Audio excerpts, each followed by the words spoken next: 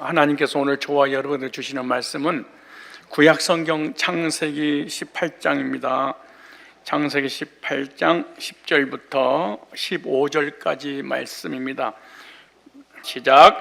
그가 가라사대 기한이 이를 때에 내가 정녕 네게로 돌아오리니 내 아내 사라에게 아들이 있으리라 하시니 사라가 그 뒤 장막문에서 들었더라.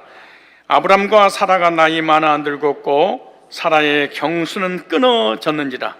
사라가 속으로 웃고 이르되 내가 노쇠하였고 내 주인도 늙었으니 내게 어찌 낙이 있으리요.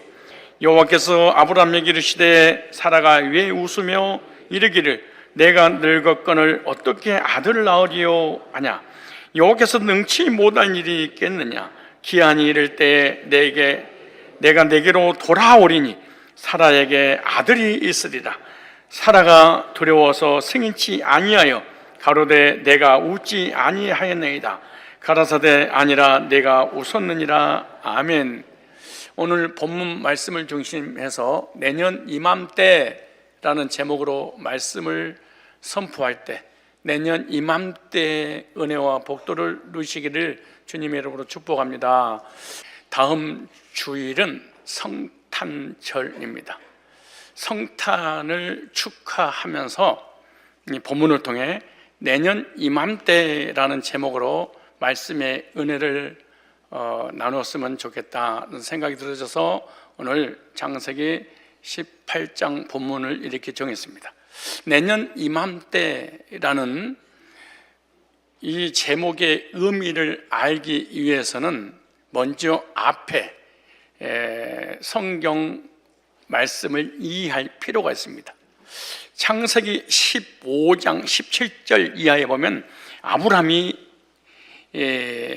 하나님께 햇불 언약을 받고 난 이후입니다.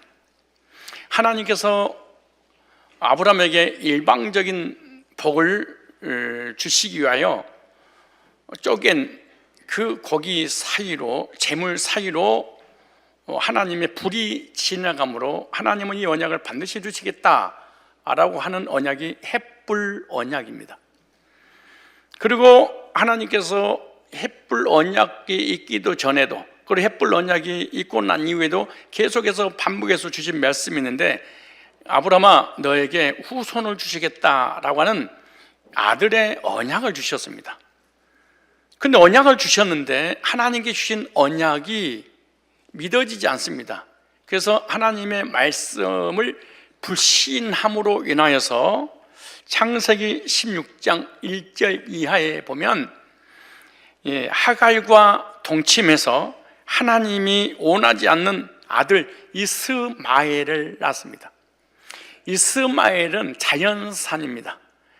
자연산이란 말은 이 세상에서 자기가 원하는 자녀를 낳았다 이 말이에요. 근데 아브람이 이스마엘을 낳았던 나이가 86세였습니다. 자신의 씨가 아닌 창세기 15장 1절 이하에 보면 엘리에셀도 상속자로 삼으려고 했던 아브람이었기 때문에 자신의 씨인, 자신을 통하여 나온 이스마엘을 낳자 그 아들에게 정신이 나갈 정도로 마음이 완전히 빼앗겨 버렸습니다. 아브람이 이스마엘을 낳고 난 다음부터 하나님은 아브람에게 찾아오지 않습니다. 아브람을 만나주지 않습니다. 하나님께서 아브람하고 교제를 단절을 해버렸습니다. 무시무시한 불행이지요. 그 이유는 뭐냐? 갈라디아서 4장에 답을 써놨습니다. 갈라디아서 4장은 율법을 상징하는, 율법을 지켜서 행위로 구원받으려는 이스마엘을 낳았기 때문에 하나님이 그 율법을 지켜서 행위로 구원받으려고 하는 아브람에게 임할 수가 없어요. 하나님이 나타날 수가 없어요. 그래서 갈라디아서 4장 21절에 보면 이스마엘을 이렇게 해석을 해놨어요. 창세기에 나타나는 것은 신약의 실체가 다 드러났어요. 내게 말하라. 율법 아래에 있고 자는 자들아 율법을 듣지 못했느냐 이렇게 말씀하시면서 기록된 바 아브라함이 두 아들이 있으니 하나는 계집종에게서 하갈이에요. 계집종인 하갈을 통한 이스마엘을 낳았다 이 말이에요. 이걸 육신의 자녀라 그랬어요. 육신의 자녀란 말은 율법을 지키는 행위를 통해서 구원받으려고 하는 자녀를 낳았다 이 말이에요. 하나는 자유하는 여자에게 나타났으니 이 사라를 얘기하는 거예요. 사라를 통하여 이삭이 이 세상에 탄생한 걸 말씀하고 있는 거예요. 그러면서 보세요. 23절에 중요한 말씀이 있어요. 계집종에게서는 하갈을 통해서는 육체를 떠나놨고 그랬어요. 자유하는 여자에게는 약속으로 말미암아 하나는 율법을 지켜서 행위로 구원받으려고 하는 율법주의가 나타나고, 또 하나는 하나님께서 일방적으로 주시는 언약, 하늘에서 내려온 예수님을 상징하고 있는 거예요. 그게 바로 구약의 이삭이었다 그렇게 말해요. 그래서 은혜 아래 있지 않고 율법 아래, 복음 아래 있지 않고 행위 아래, 율법 행위에 근거하여 믿음을 가지고 있는 아브라함에게 나타나지 않는 것처럼 우리들도 은혜 아래 있지 않고 율법을 통해 구원받으려고 한다면 하나님이 만나주지 않고 만날 수도 없고 결국에는 저주 아래 있게 되는 거예요. 그래서 율법의 삶이 뭐냐? 율법의 삶의 특징은 자신의 의를 나타내기 때문에 주님의 영광을 나타낼 수 없다는 거예요. 율법의 삶을 살고 있는 아브라함에게 하나님이 나타나지 않으면 아브라함은 하나님을 절대로 만날 수가 없습니다. 우리도 율법의 삶을 통해 행위 구원을 주장함으로 나의 의를 나타낸다면 주님이 나에게 찾아오지 못합니다. 찾아올 수가 없습니다. 찾아오지 않으시면 나는 주님을 평생 만날 수가 없습니다. 아무리 내가 하나님을 믿고 성경을 믿고 믿음으로 하나님을 향해서 최선을 다해서 만나기 위해서 몸부림친다 할지라도 하나님은 찾아오지 않고 구원 우리는 받을 수도 없습니다. 왜냐하면 갈라디아서 3장 10절에 이렇게 말합니다. 물은 율법 행위에 속한 자들은 저주 아래 있나니, 율법을 지켜서 행위로 구원받으려고 하는 자는 저주 아래 있나니, 기록된 바 누구든지 율법책에 기록된 대로 모든 일 항상 행하지 아니하는 저주 아래 있는 자라 했습니다. 이렇게 말씀하고 있는 거예요. 그런데 하나님께서 13년이 지나고 난 다음에 육체의 행위를 통해서 구원받으려고 하는 모형의 이스마엘을 낳고 13년이 지난 이후에 하나님께서 아브라함에게 하나님이 나타나셨다 그렇게 말해요. 그리고 나타나셔서 이스마엘을 낳을 때 아브라함의 이름은 아브람입니다. 그런데 13년이 지나고 난 다음에 하나님이 찾아오셔서 이름을 개명해 주셨습니다. 아브라함이라 하라. 아브람과 아브라함의 차이점이 뭐냐? 히브리어 알파벳 해가 들어가 있느냐 안 들어가 있느냐, 똑같이 알파벳 아브람은 똑같은데 아브람에게는 알파벳 해라고 하는 의미가 빠졌습니다. 아브라함에게는 해라는 히브리어가 들어갔습니다. 이 해라는 의미가 뭐냐? 숨구멍이 열리다 이런 뜻입니다. 영적인 숨구멍이 율법주의에서 막혀있다가 아브라함으로 이름을 바꿔주면서 숨구멍이 터졌습니다. 즉 율법의 삶에서 복음의 삶으로 돌아선 거예요. 아브라함의 이름에서는 헷불 언약을 주셨어요. 아브라함의 이름에서는 할례 언약을 주셨습니다. 그런데 아브라함만 이름을 바꿔주시는 것이 아니라 사라의 이름도 바꿔요. 사례를 사라라 하라 이렇게 바꿔줬어요. 사라의 삶은 뭐냐? 율법의 삶이에요. 사라의 삶이 뭐냐? 사라의 삶은 복음의 삶입니다. 하나님께서 아브라함에게 하늘의 언약을 맺으시고 사라에게 이름을 바꿔주시면서 아들 이삭을 주셨습니다. 사라 때는 안 주셨습니다. 아브라함 때는 안 주셨습니다. 아브라함 때 주셨습니다. 사라 때 주셨습니다. 이와 같이 오늘 우리들에게도 두 언약이 있습니다. 하나는 보편적 언약이 있고 또 하나는 절대적 언약이 있습니다. 보편적 언약은 헷불 언약 가운데 있으면 아직 거듭나지 못한 율법주의 행위주의자입니다. 이 사람은 육체를 따라 낳기 때문에 하나님의 자녀가 아니에요. 아직 거듭남의 역사에 영적으로 숨구멍이 터지지 전이에요. 예수님의 새 생명이 오기 전이죠. 절대적인 언약이 뭐냐? 할례 언약을 받을 때 복음을 듣고 구원 얻어서 거듭난 상태입니다. 즉 복음으로 죄 사함받고 오르게 돼서 영생 얻은 사람입니다. 보편적 언약은 육체적 언약입니다. 육체적 언약이란 말은 일반 은총을 통해서 삶의 복을 받는 언약입니다. 그러나 절대적 언약은 속사람이 거듭나서 하나님의 자녀 되어 천국 가는 사람을 이렇게 절대적 언약이라 그렇게 말해요. 그래서 아브라함에게 나타나셔서 하나님께서 아브라함을 아브라함이라, 사례를 살아라 이렇게 계명하시면서 약속의 아들 이삭을 주셨습니다. 놀라운 일입니다. 그러면 이삭과 같은 생명을 얻게 됐는데, 할례 언약에 있을 때는 예수 그리스도 안에서 내 안에 예수님의 생명이 있는 상태를 할례 언약이라 이렇게 말합니다. 그래서 이 성탄 주일을 앞두고 하나님께서 아브라함에게 찾아오셔서 내년 이맘때 내가 다시 오리라 언약을 주신 이 언약, 첫째, 하나님이 아브라함에게 아들을 약속하신 것은 그리스도의 탄생을 예언한 것입니다. 누구의 탄생?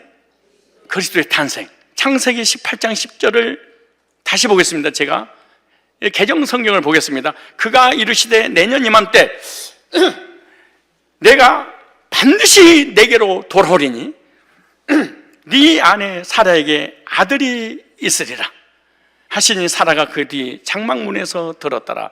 하나님이 이르시되 내년 이맘때 내가 반드시 내게로 돌아온다. 여기서 내년 이맘이라는 이 히브리어 단어가 하이라는 단어입니다. 하이. 인사를 안 받네. 이 하이라는 단어의 의미는 살아있는, 생존하는 이런 의미입니다.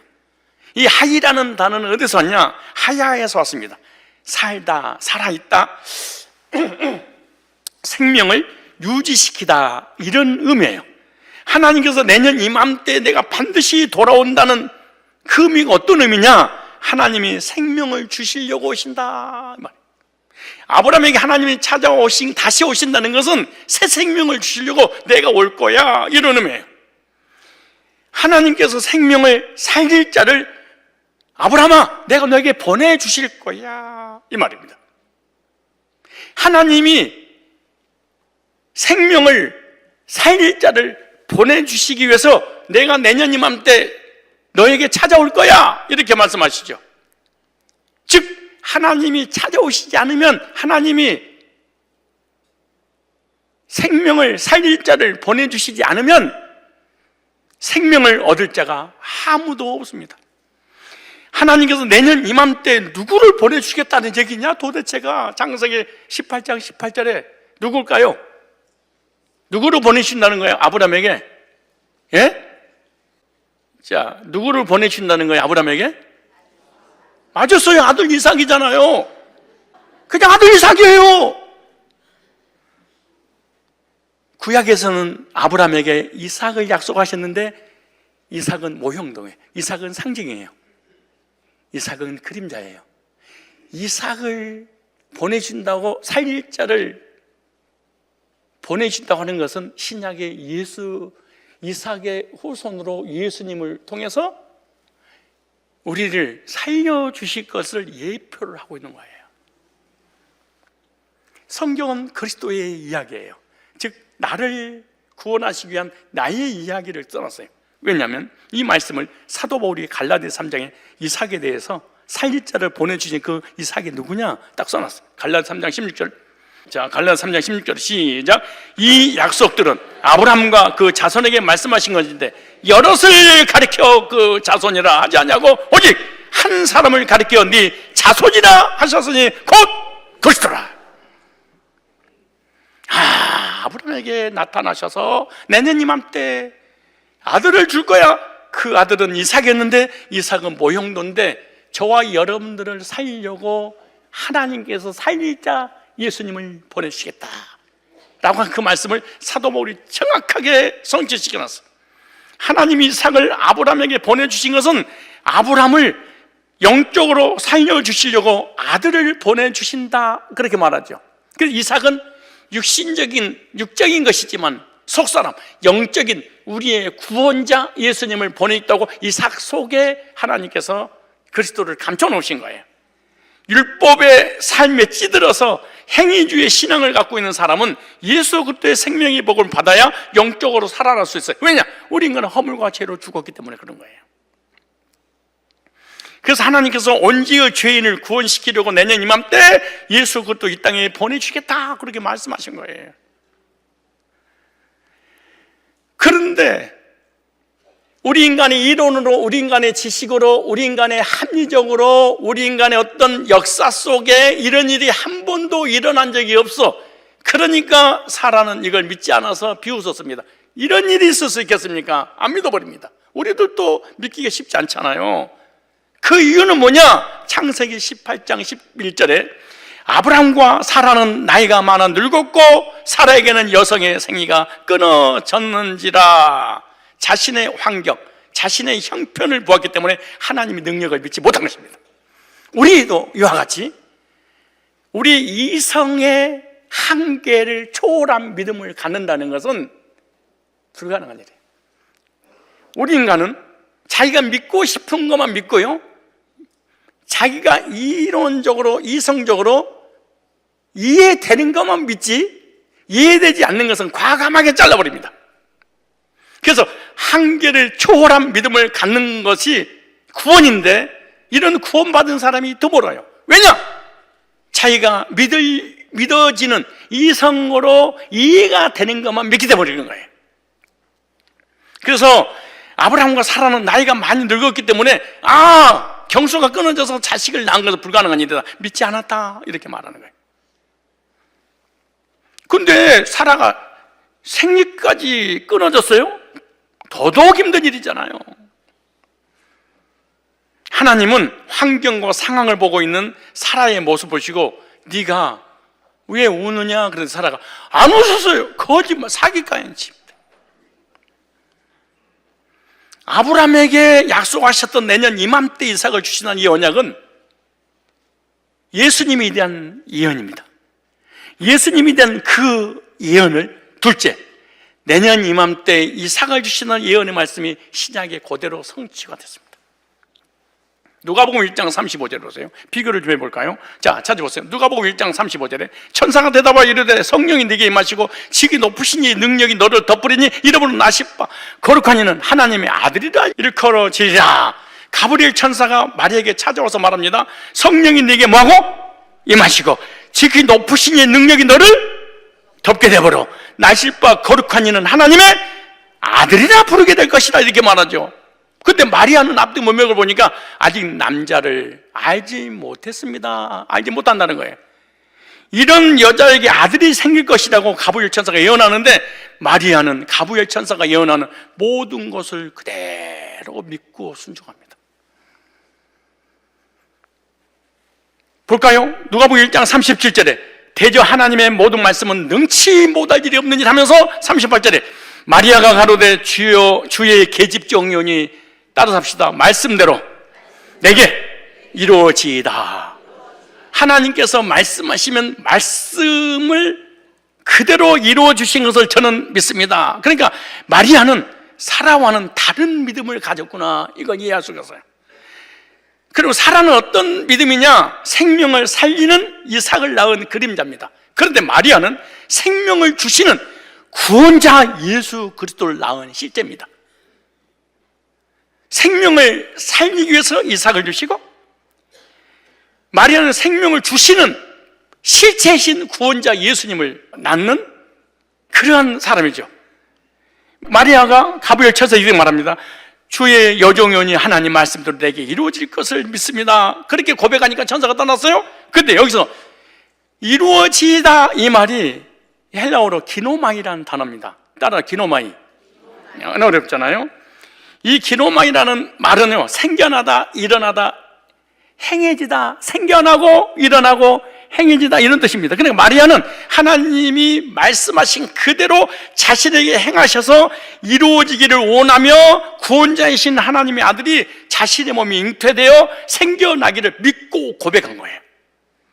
그런데 여기 보면은 이루어지리다 이 말씀에 대한 문법이 소원법으로 됐어요. 간절히 하나님 뜻이 이루어지기를 소원합니다, 이런 의미가 있어요.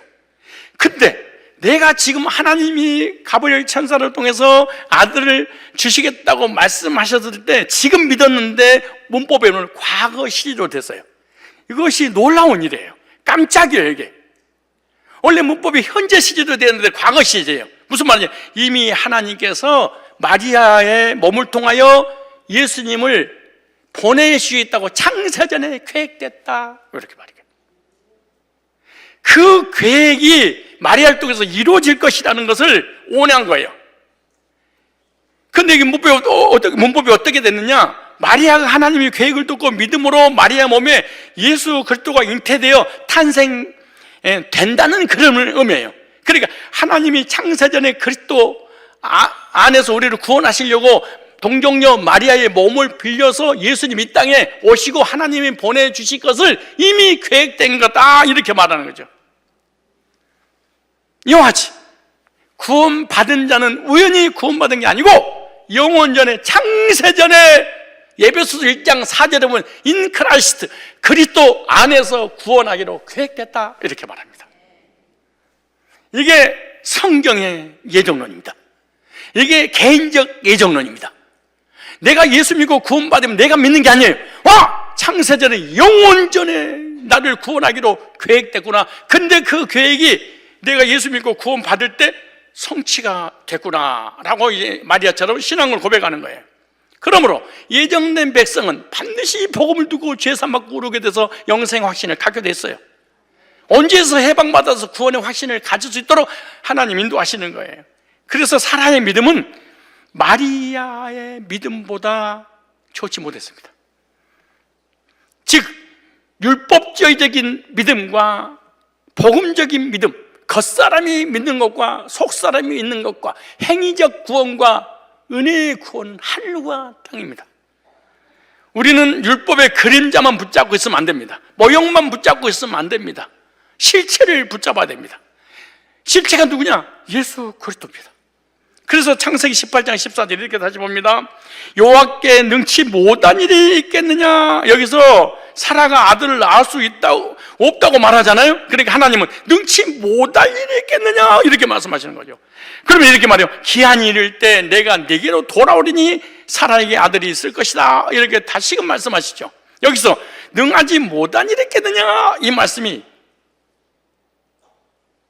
히브리어로 팔라라는 단어입니다. 나에게 팔아라. 팔라. 이 팔라라는 이 단어는 뛰어나다, 기이하다, 놀랍다, 이런 뜻이에요. 우리 능하지 못한 일이 있겠느냐, 간단하게 이렇게 돼 있지만 언어에는 뛰어나다, 기이하다, 놀랍다. 무슨 말이냐? 하나님은 전능하신 창조주이기 때문에 하나님이 하시는 일은 기이하고 놀라워, 그 말이에요. 즉 인간의 생각과 방법으로는 이해할 수 없지만 사람의 생리가 끊어졌고 아브라함은 늙어서 노쇠하지만 하나님의 권능의 역사로 생명의 씨인 이삭을 주심으로 기이한 일이, 놀라운 일이 일어날 거야, 그 말이죠. 근데 능치 못할 일이 있겠느냐, 이 말이 문법이 수동태로 됐습니다. 수동태란 말은 주체가 내가 아니라 하나님, 그 말이에요.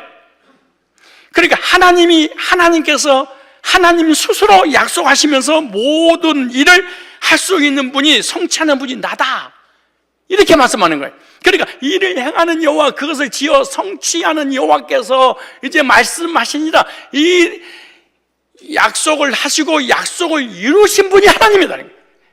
주어가 내가 아니다는 거예요. 하나님이라는 거예요. 우리가 구원받고 삶의 복을 받고 천국 가는 것이 주어가 내가 아니라는 거예요.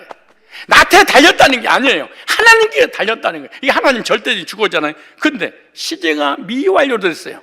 미완료라는 말은 무슨 말이냐면 전능하신 하나님께서 사라가 잉태한 이삭을 낳을 때까지 그 말이에요. 왜? 아직 주신다고 했지 않았잖아요. 그래 반드시 하나님의 계획을 내년 이맘때에 찾아와서 그대로 이룰 것이다. 이렇게 사라에게 능하신 일을 보여주신 것처럼 신약에서는 마리아에게 기이한 놀라운 일을 보여주신 거예요. 마태복음 1장 18절에 이렇게 말씀하세요.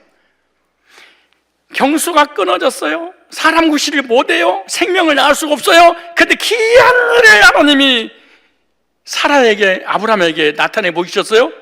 처녀가 아이를 낳을 거야. 기이한 일이란다. 그 말이죠. 아무튼 구원 받으셔야 돼. 그래야지. 어머. 그래서 이런 말이에요. 혼자 스스로. 달고 묘한 그 말씀, 생명의 말씀. 어머. 성경이 다 예수 얘기고 내 얘기야.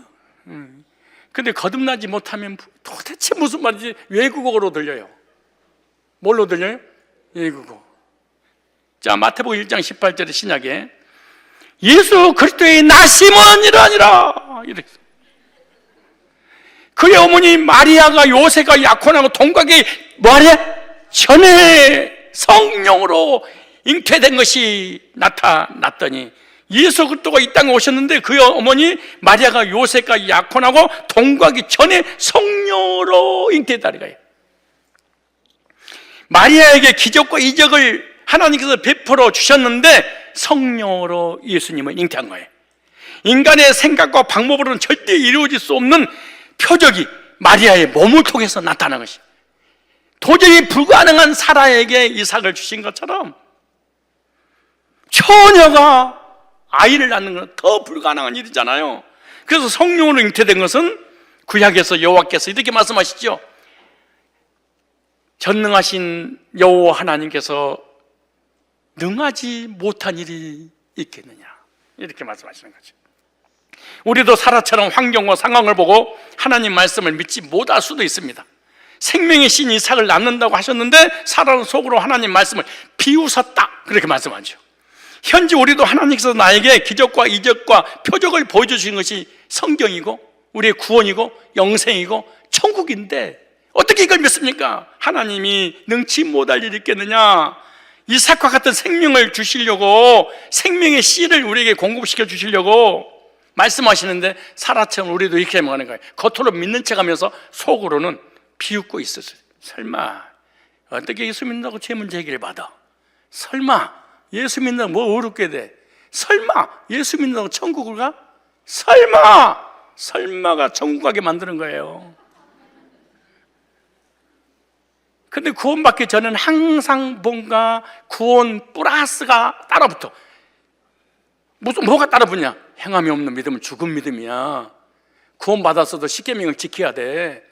구원받았어도 열심히 노력해서 행위로 구원을 이루어 나가야 돼. 무슨 소리야? 이렇게 구원이 쉬워?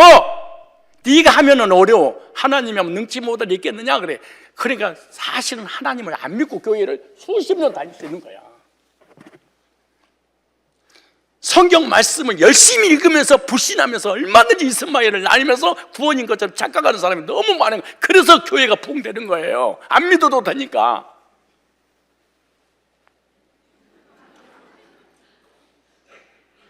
하나님을 안 믿고 불신앙하고 불순종하고 언약을 안 믿고 자기 수준의 하나님을 대입을 시키니까 그래도 교회를 다녀, 그래도 헌금해, 그래도 기도해.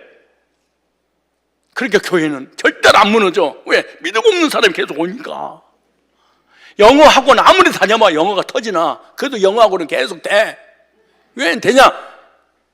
하다가 안 되면 포기하면 또 다른 놈이 될 줄 알고 또 신입반이 계속 들어와. 교회도 구원 못 받고 신앙생활 하다가 안 되는데 포기하는데 다른 놈이 또 들어와가지고 그 자리에 메꿔서 또 신앙생활 하다가 교회가 또 돼. 실제로 그래요. 마리아는 불신하지 않고 성령께서 아들을 잉태하게 하신다는 말씀을 그대로 믿었습니다. 우리도 마리아와 같은 신앙을 가지고 하나님 뜻이 내 안에 들어와서 생명 예수 그리스도가 잉태되어 복음으로 많은 생명을 살리는 자가 되어야 될 것입니다. 여기 오문에 보면 기한 이를 때, 이 말이 모헤드란 아주 중요한 단어입니다. 우리는 그냥 기한 이를 때예요. 근데 언어에는 히브리어로 모헤드로 되어 있습니다. 이 모헤드라는 말은요, 계절, 절기, 때, 이게 악센트를 제가 강조를 했다, 의미가 깊다 그 말이잖아요. 이 모헤드는 야하드에서 왔습니다. 지정하다, 지명하다의 뜻에서 유래가 된 거예요. 그러니까 기한 이를 때는 한 해의 계절이 지나서 같은 계절이 오면 지정된 그날에 여호와 하나님이 나타나실 것이다. 봄날에 꽃피는 봄날이 약속했으면 그 다음 봄날에 그분이 꽃피는 그때 오실 거야. 그 계절에, 그 절기에, 그때, 그 말이에요. 그래서 이 단어는 계절을 말하고 있는, 절기를 말하는 거예요. 그러므로 무슨 말이냐? 하나님은 절기 속에 예수 그리스도를 숨겨놓은 거예요. 이삭도 한 해의 절기의 때가 되면 그때 하나님 나타나셔서 이삭을 줄 거야, 그러고 약속한 거예요. 그래서 모헤드라는 단어는 시간, 장소, 날짜인데, 우리가 예수 그리스도를 만나기 위해서는 시간과 장소와 날짜가 있다 그 말이에요.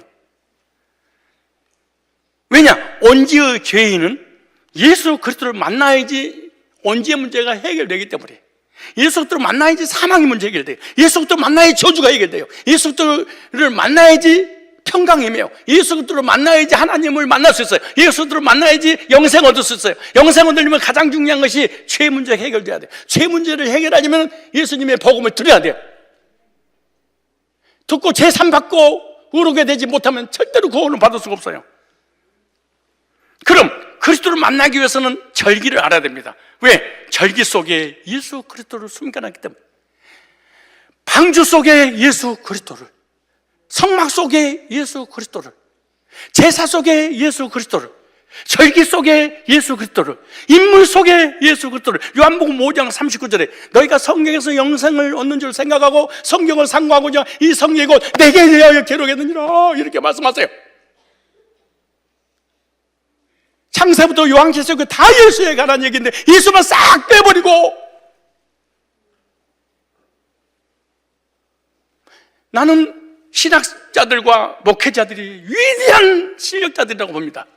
어쩌면 성경 66권을 예수만 빼고 그렇게 설교를 잘하셨고 신학 공부를 그렇게 잘 가르쳐줬을까? 나 깜짝 잠자다 깜짝, 이거는 기이하다, 이런 생각이 들어요. 기이하다. 어떻게 예수를 빼버리면서 그렇게 설교를 30년 동안 하셨을까? 진짜 IQ 베리 굿이다.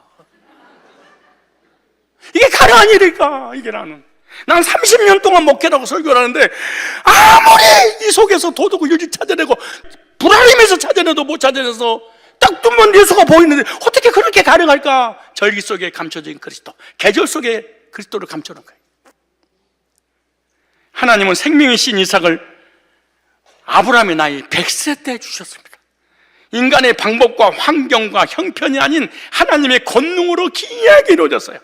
그렇다면 언제의 죄인인 나도 인간의 방법으로 언제가 해결되는 게 아니구나. 하나님의 주권과 능력과 권능으로만 이루어지는구나. 예수 그리스도가 내 안에 계시는 것은 하나님의 주권적 능력인 줄 믿습니다. 성령으로 잉태하신 예수 그리스도를 믿는 것은 하나님의 능력이며 하나님의 기적인 것입니다. 내가 성령으로 잉태하신 주님을 믿는다는 것은 하나님의 능력이 없이는 불가능한 일이에요.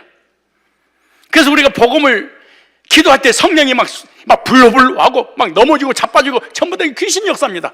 성령의 역사는 인격으로 오시는 거예요. 얼마나 멋지게 오시냐고 볼까요? 진리의 말씀 곧 구원의 복음을 듣고 그 안에서 또한 믿어 약속의 성령으로 인치심을 받았으니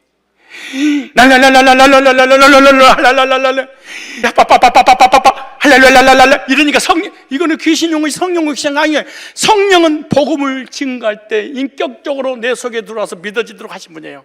여러분 신사도, 인터컵, 신비주의, 기도원, 부흥사 속은 거야. 완전히 속은 거야. 이 합법적인 교단에 속은 거야.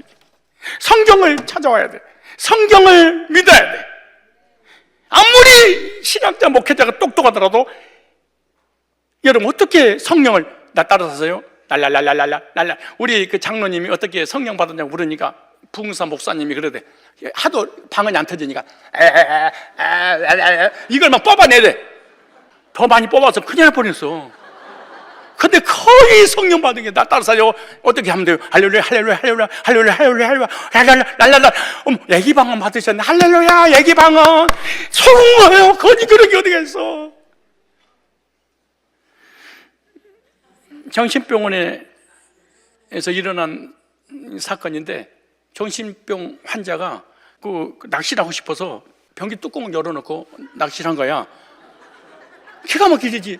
물만 보면 그냥 낚시 땡기고 싶은 거야. 그러니까 낚시 귀신이 들어간다 보지. 낚시가. 근데 의사가 당신 여기서 뭐해 지저분하게. 그러니까 이 환자가 하는 말이 보물느냐 낚시하잖아. 그러니까 그놈이나 무당한테 찾아간 놈이나 무당에 점을 쳐준 놈이나 똑같은 거야. 그러니까 이런 교회는 신천지가 안상훈이 정명석이가 아니 초토화를 시켜버리는 거야. 이게 왜 아무것도 모르고 교회를 다니는 거야. 세상적 과학과 이성으로 절대로 믿어지지 않습니다. 예수님이 신앙을 과학적인 것으로 증명을 하는 자체가 무지입니다. 신앙은 과학으로 증명하는 것이 아니라 성령의 역사로 믿어지게 하는 거예요. 우리가 성탄 주일을 앞두고 능치 못함이 없는 여호와 하나님을 믿고 내 안에 예수 그리스도의 생명이 들어왔다는 것을 깨닫기를 바랍니다. 주님은 인간이 상상할 수 없는 기적과 이적으로 이 땅에 오시는 거예요. 성부 하나님이 성령 하나님으로부터 잉태하게 하셔서 예수님이 이 땅에 오셨고 하나님이 보내주신 거예요. 그러므로 주님은 성령으로 잉태하셨기 때문에 언제와 자범죄가 없어. 아담의 후손이 아니에요. 처녀가 잉태하여 아들을 낳으리니. 이 땅에 33년을 사시면서도 불구하고 자범죄도 지지 않았어. 예수님은 요한복음 1장 14절 완전한 하나님이셔서 완전한 인간이셨어요. 흠도 점도 없어요. 히브리서 4장 볼까요? 히브리서 4장 15절에 시작. 찾던가 보던가 그래야 되죠. 못 찾겠으면 보라고. 눈치라도 믿음이 없으면 눈치라도 있어야 돼. 이게 사실은. 자 시작.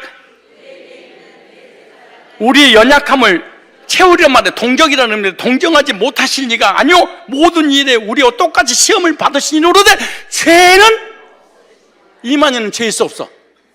안상홍은 정명석은 의인 없나니 한 사람도 없다. 모든 사람이 죄를 범하였다. 죄의 삭은 사망이다. 한 번 죽으면 정해진 거죠. 그 외에는 심판이. 여러분 이만희 죽어 안 죽어? 안상홍 죽어 안 죽어? 죽었어. 문선명 죽어요 안 죽어요? 죽었어. 이만희 죽어요 안 죽어요? 죽어요. 이제 죽어가고 있어요. 썩어가고 있어요. 왜 죽는 거예요? 죄 때문에 죽는 거예요. 우리 목사님 죽어요 안 죽어요? 여러분 죽어요 안 죽어요? 이 땅에서 죄 이름주는 안 죽는다는 거야. 여러분 아담이 후손인 모든 인간들은 언제를 가지고 태어났어요? 예수님은 하나님께로 왔어요. 하늘에서 내려오신 거예요. 근데 요즘 이만희가 재림지고 안상희가 재림지고 정명석이 재림지고 이런 사람 언제가 있기 때문에 구원자가 될 수 없어요. 예수님만이 언제 없이 성령을 잉태하여 우리의 죄 문제를 해결해 주셔서 십자가의 구속을 이루셔 주신 줄로 믿습니다. 마지막입니다. 내년 이맘때 아들을 주신다는 것이 뭐냐? 오늘 우리에게 내년 이맘때를 이루어 주시기 위해서. 구약의 내년 이맘때는 이삭이었어요. 신약의 내년 이맘때는 예수 그리스도였어요. 지금 나에게 내년 이맘때를 경험하게 하시려고 내년 이맘때 은혜를 주신 거예요. 어떻게 내년 이맘때를 경험하느냐? 예수님의 십자가의 구속을 통해서 구원의 역사를 이루어 주심으로. 그 말씀이 어디겠냐? 마태복음 1장 18절에 나와요. 우리 한번 마태복음 1장 18절을 한번 찾아보겠습니다. 우리가 너무나 잘 아는 내용이지만 다시 한번 읽었으면 좋겠습니다. 자, 마태복음 1장 18절 말씀이에요. 예수 그리스도의 나심은 일이 아니라 우리하고 달라요. 그 모친 마리아가 요셉과 종혼하고 동거하기 전에 성령으로 잉태된 것이 있으니 나타났더니 그 남편 요셉이 어려운 사람이나 저를 드러내지 않냐고 가만히 끊고 자기 일에 생각할 때 주의 사자가 현명을 하는데 다윗의 자손 요셉아 네 아내 마리아 데려오기를 무서워하라. 저에게 잉태된 자는 성령으로 된 것이라. 아들의 이름을 뭐라 하라? 예수라 하라. 이름 누가 지어줬어요? 하나님이. 저 여러분의 이름을 누가 지어줬어요? 사람이 지어준 이름은 구원자가 아니야. 보세요, 뭐라는가? 이는 그가 자기 백성을 저희에서 구원할 자이심이라. 이 모든 일이 된 것은 주께서 선지자로 하신 말씀을 이루려 하심이라. 가라사대 보라, 처녀가 잉태하여 아들을 낳으리니 아들을 낳고 그 이름을 임마누엘. 이 말이 무슨 말이에요? 창세기 3장 15절, 이사야 7장 14절에 예언된 것이 그대로 성취됐느니라, 그 말이죠. 25절에 아들을 낳기까지 동침치 아니하더니 나음의 이름을 예수라 하라. 예수님을 하나님이 내년 이맘때 이 땅에 보내주신 것이, 그 이유가 뭐냐? 구원의 역사를 이루시기 위해서 탄생하신 거예요. 근데 구원의 역사를 이루시기 위해서 이 땅에 오신 예수님의 이름의 의미가 뭐냐? 구원자라는 뜻입니다. 어디서 구원했냐? 죄에서 구원했다. 예수 이름으로 기도합니다. 저는 죄에서 구원받았습니다, 이 말이죠. 어떻게 구원받았냐? 하나님께서 내년 이맘때 예수님을 이 땅에 보내 십자가의 구속을 이루심으로 그 피로 죄 사함받고 오르게 돼서 우리를 구원해 주신 그 이름입니다. 그래서 예수의 이름은 뭐예요? 구원자. 따라서 합시다. 죄에서 구원할 자. 죄에서 구원할 자, 예수님을 믿으면 하나님께서 우리에게 새 이름을 지어줘요. 예수님 이름처럼. 어떤 이름이냐? 죄인이었는데 의인이라고 불러주는 이름은 하나님께서 지어준 이름이에요. 진노의 자녀를 하나님의 자녀로 이름을, 사망에서 생명을, 영원한 영생을 주시겠다고 지어준 이름은 우리의 생각대로 지은 이름이 아니에요. 예수 믿고 구원받을 때 하나님이 나를 이렇게 불러주는 이름, 이걸 한마디로 요약하면 성도, 그 말이에요. 성도란 말은 거룩한 백성, 이런 의미죠. 예수님을 개인의 구조로 믿는 사람이 구원받은 하나님의 백성인 줄 믿습니다. 예수님을 나의 구원자로 믿는 사람만이 그리스도인이며 구원받은 성도예요. 우리를 구원해 주심으로 저와 여러분들을 율법의 저주에서 해방시켜 주신 줄로 믿습니다. 율법의 저주에서 해방받지 못하면 구원받지 못합니다. 한번 찾아볼래요? 갈라디아서 4장을 보겠습니다. 자, 갈라디아서 4장 보겠습니다. 4절 읽겠습니다. 시작. 때가 참에 하나님이 그 아들을 보내사 여자에게서 나게 하시고 율법 아래에 나시 한 것은 율법 아래에 있는 자들을 속량하시고 우리로 아들의 명분을 얻게 하려 하심이라.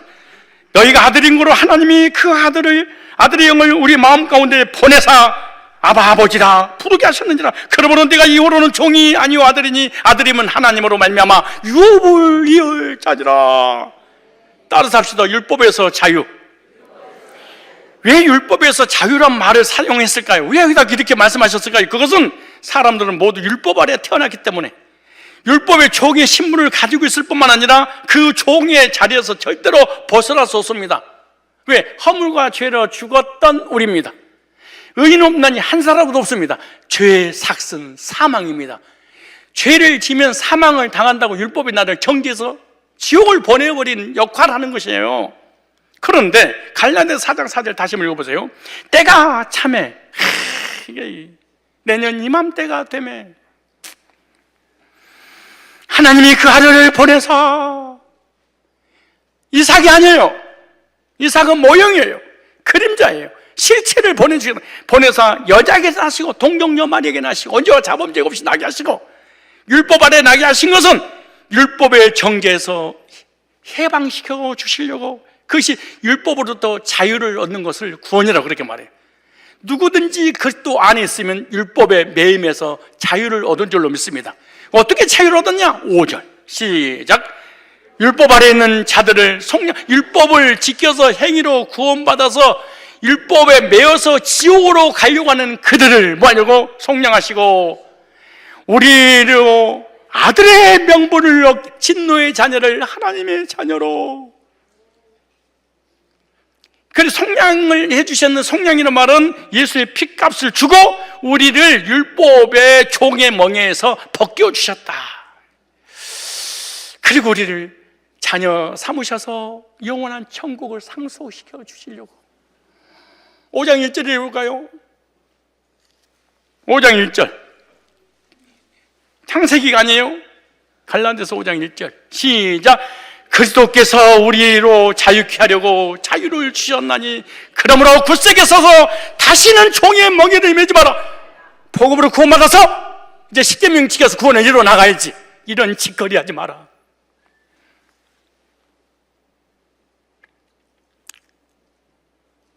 한국 교회가 망해버린 이유가 뭔 줄 알아요? 복음으로 구원받았으니까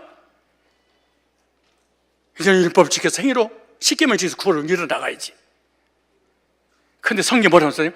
율법에서 예수님이 십자가의 구속으로 해방시켜 주셨는데, 다시 말해서 내가 노예 생활을 했는데 자유를 주셨어. 근데 다시 노예로 살면 되겠느냐?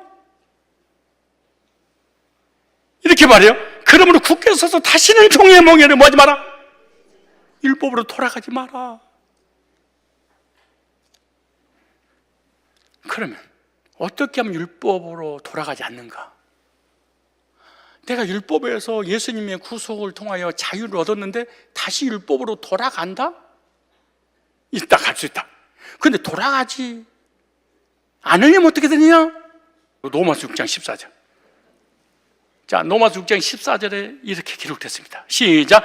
죄가 너희를 주장하지 못하려니 이는 내가 법 아래 있지 않냐고 은혜 아래 있음이라. 죄와 사망에서 해방받았습니다.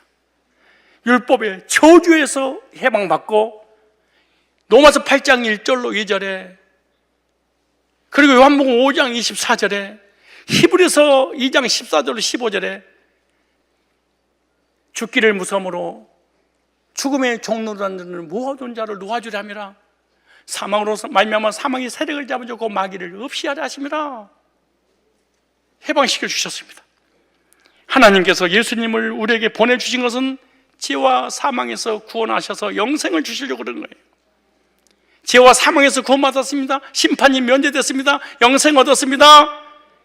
그리고 영적으로 생명을 얻게 요한복음 10장 10절에 더 풍성케 하시려고. 하나님이 그 아들 예수 그리스도를 세상에 보내신 것은 세상을 심판을 하심이 아니고 주님으로 말미암아 세상이 구원을 받고 영생 얻어 하늘나라를 상속받을 상속권자로 만들어 주시려고 하니까 다시는 율법의 종이 되어 율법의 종노릇 하지 마라. 어떻게 그럼 율법의 종노릇하느냐? 율법을 통해서 구원받은 율법주의 교리라든가 율법주의 목회자와 율법주의 교인을 만나면 나도 모르는 사이에 주눅들기 시작합니다. 두려움과 불안과 공포와 절망이 옵니다. 뭘 통해서? 말씀을 들음으로, 율법을 들음으로. 그래서 끊임없이 복음 안에 있으려면 복음을 계속 들어야 됩니다. 결론입니다. 아브라함을 역사하셨던 내년 이맘때 하나님은 오늘 나에게도 내년 이맘때 기적과 이적과 표적의 역사가 일어나 영적으로 속사람에게 이삭과 같은 생명의 역사가 일어나 구원받게 하시고 육적으로 축복해 주시는 역사가 일어나게 하시려고 내년 이맘때 언약을 창세기 18장 18절에 주신 거예요. 그러므로 여호와 하나님께서 아브라함에게 내년 이맘때 반드시 네게 돌아온다고 약속하신 대로 돌아오셔서 약속의 자녀 이삭을 주셨고, 약속의 자녀 이삭은 인류를 구원할, 택자들을 구원할 예수님을 보내셨다고 하는 예언이었고, 그 예언이 동정녀 마리아를 통하여 성녀로 잉태하여 말씀이 육신을 입고 하나님이 창조주가 되어 하나님이 사람이 되어 창조주고 구세주로 되어 이 땅에 오셨습니다. 그리고 2000년 전 십자가의 구속의 완성을 이루었습니다. 그리고 성경의 기록에 나왔습니다. 믿음은 들으면서 나고 들으면 그리스도의 말씀으로 말미암았기 때문에 복음을 듣고 믿고 죄사 먹고 구원받을 때 내년 이맘때 경험을 하게 하셨습니다. 혹시 여러분 교회를 그렇게 오래 다니면서 내년 이맘때 날이 있었습니까?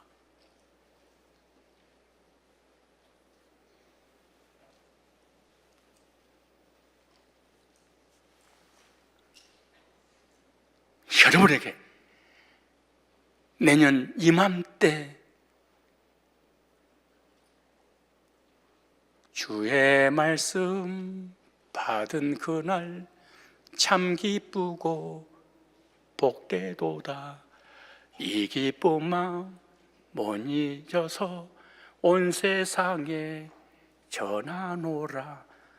기쁜 날 주 나의 죄 다 씻은 날, 주 나의 죄 다 씻은 날, 좀 남겨놓은 날, 이게 아니고 다 씻은 날, 이날 때, 절기, 계절, 하나님이 복음을 통해 나에게 개인적으로 찾아와서 만나주는 그날, 이 날이 있습니까?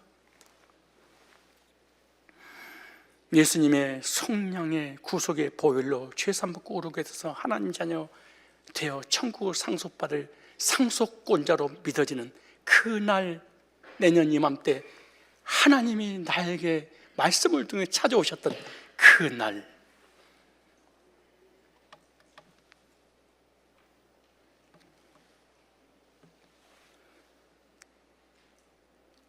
아브라함에게 있었듯이,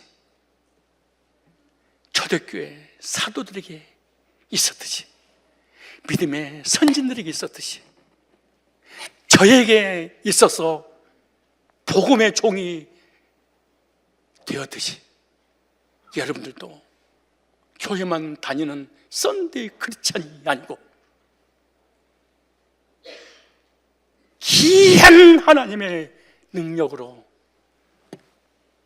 나에게 영원한 생명은, 새 생명이 잉태할 수 있도록 하늘나라를 상속권자로 삼아주신 그 날이 있을 때 다른 사람에게 그 날을 만들어줄 수 있습니다.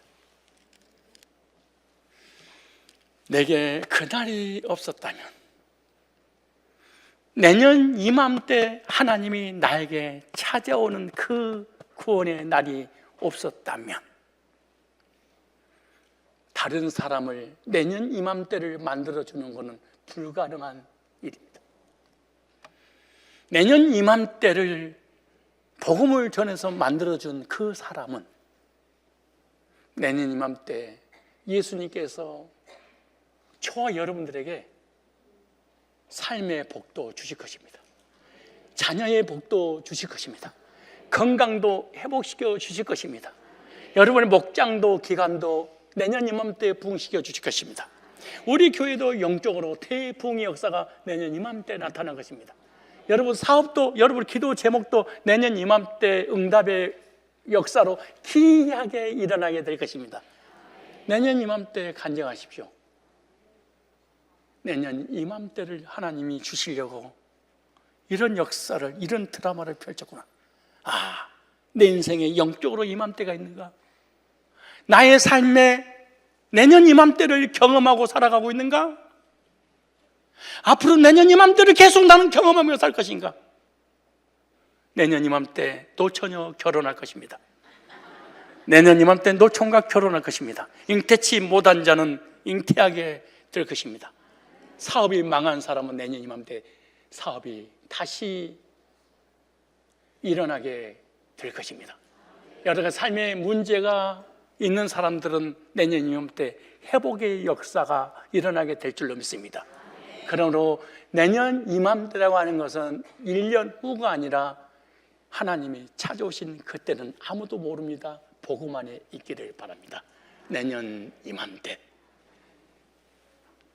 주님께서 찾아오셔서 재림하시는 그날, 내년 이맘때 천국으로 인도해 주실 것입니다.